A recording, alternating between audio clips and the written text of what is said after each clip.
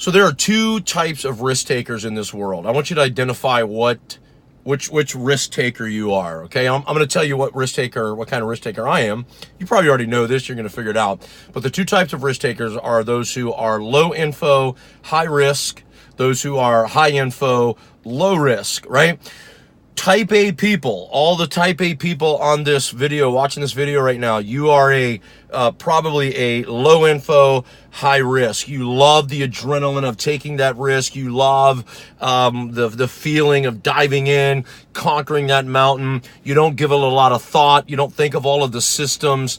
You're not really, you go in a lot of times, you know this, we go in a lot of times totally unprepared. But man, if there's a risk there, we're going after it. And then of course the the high info, low risk people, man, they need the systems. They're thinking about the cost. They're thinking about the workload, all of the effort that it's going to take to go into making this happen and to taking this risk. And so they're a whole lot slower to move. I've never in my entire life been that way. I'm always like, if there's a risk there and I can see the potential at the end of the risk, I don't ever want to stop to see what it's going to cost. I don't want to think about the system.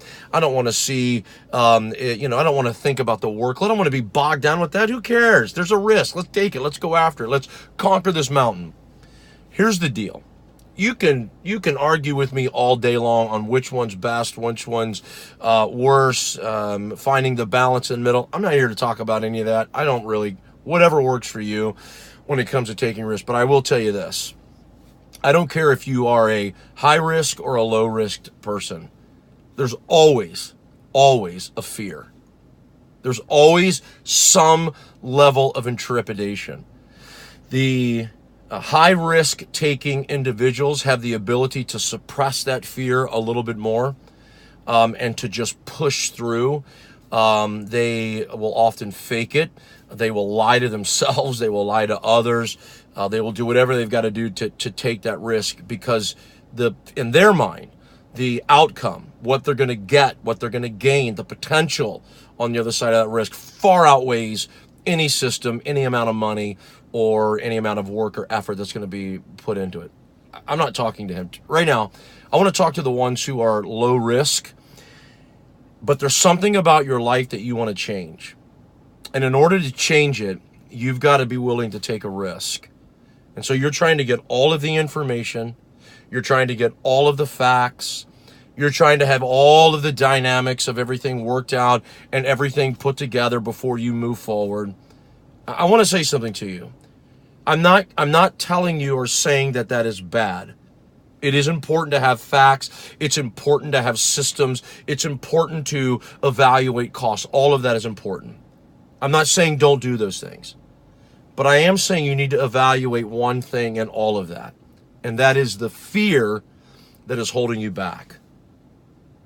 Because that's what's going to keep you from moving forward. Ultimately, it's going to be fear. When it's something you know you have to do and you're supposed to do and you need to do to be successful, to reach that next pinnacle, that next level in life, to reach that next financial status, to move into that new career, to start that new business, that new relationship. I don't care what it is.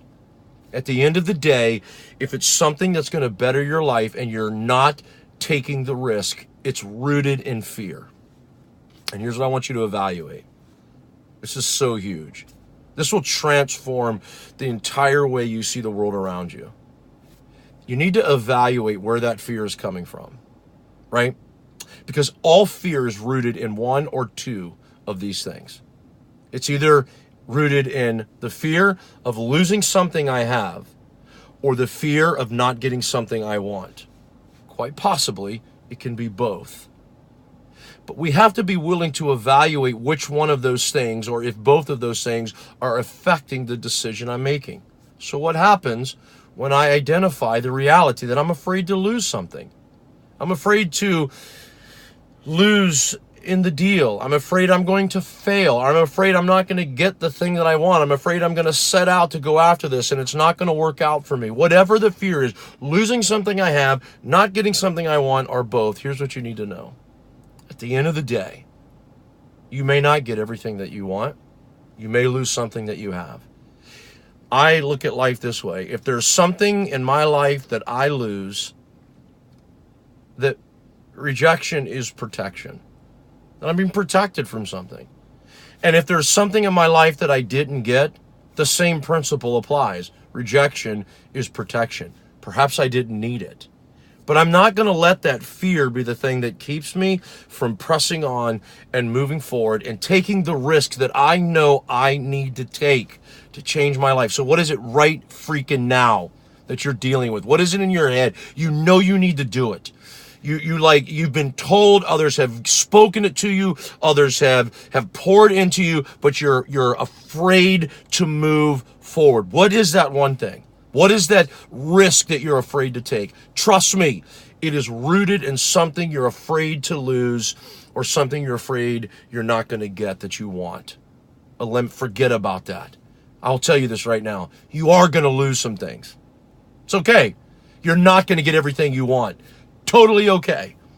But what's not okay is allowing the fear of those things happening to keep you from doing what you need to do to change your life.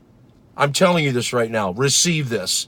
I'm speaking authority to you right now. Go get it. Take the freaking risk. Go get it.